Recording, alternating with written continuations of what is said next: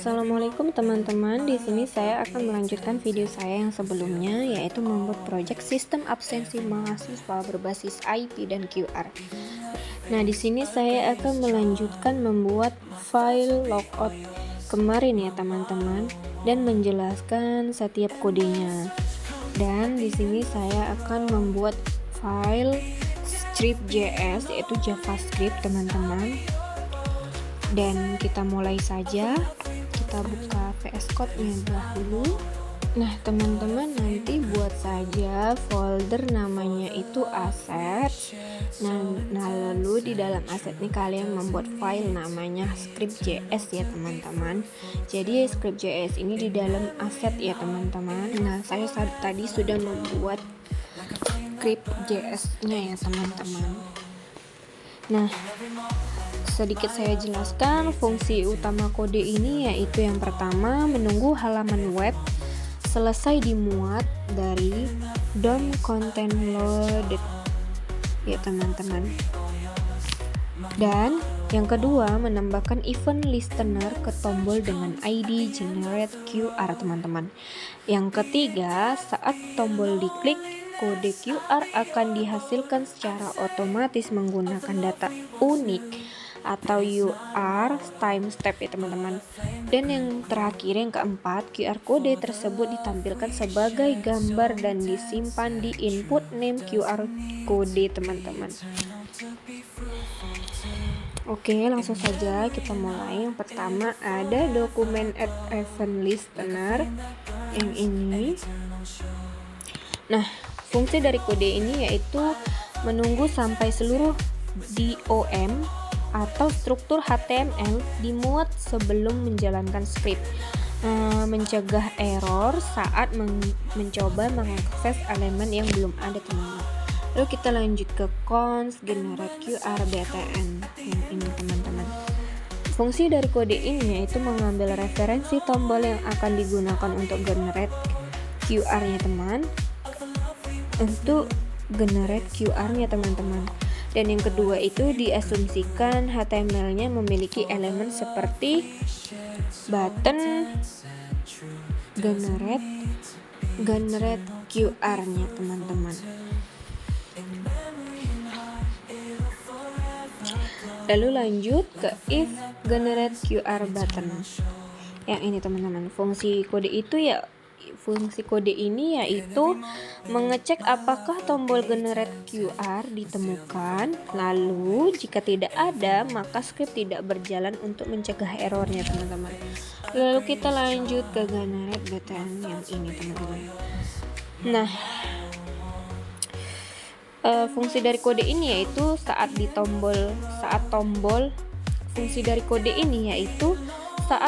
diklik, fungsi di dalamnya akan dijalankan teman-teman. Lalu kita lanjut ke const QR kode dokumen get element by ID-nya teman-teman. Fungsi dari kode ini yaitu mengambilkan elemen gambar IMG tempat QR kode akan ditampilkannya teman-teman. Dan HTML-nya itu diasumsikan seperti IMG ID, QR kode SRC, ALT QR kode ya teman-teman. Dan lanjut kita ke const new QR-nya yang ini teman-teman. Nah, kode yang ini fungsinya yang pertama membuat string unik berbasis waktu. Yang kedua, date now menghasilkan timestamp saat ini dalam milidetik ya teman-teman. Dan yang ketiga, misalnya UR 17 75 53 55 11 83 cocok sebagai kode unik absensinya teman-teman. Lanjut kita ke QR kode, itu data URL-nya teman-teman. Nah, fungsi dari kode ini yang pertama menggunakan library QR kode atau biasanya diimpor via CDN atau NPM ya teman-teman. Lalu yang kedua, mengubah string new QR menjadi URL gambar QR kode atau format base64 teman-teman.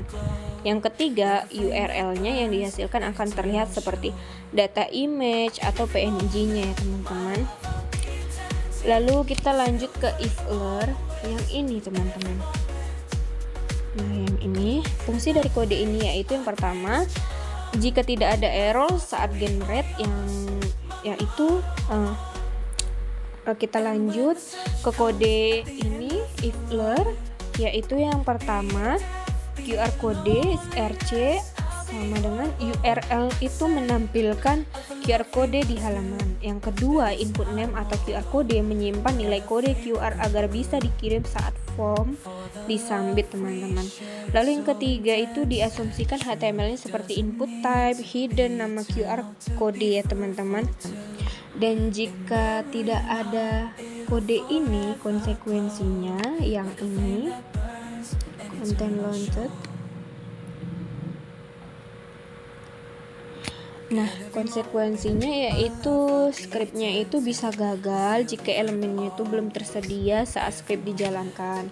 Nah, jika generate buttonnya ini kalau tidak dipakai, konsekuensinya yaitu tombol tidak bisa menggenerate QR kodenya. Lalu yang generate QR button ini, yang ini teman-teman,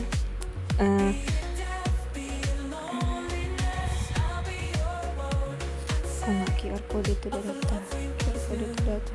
Nah, lanjut yang ini, yang generate QR button QR kode itu datanya itu konsekuensinya jika tidak ada QR kodenya itu tidak akan dibuat, dan itu perlu library QR kode atau QR kode .js ya teman-teman.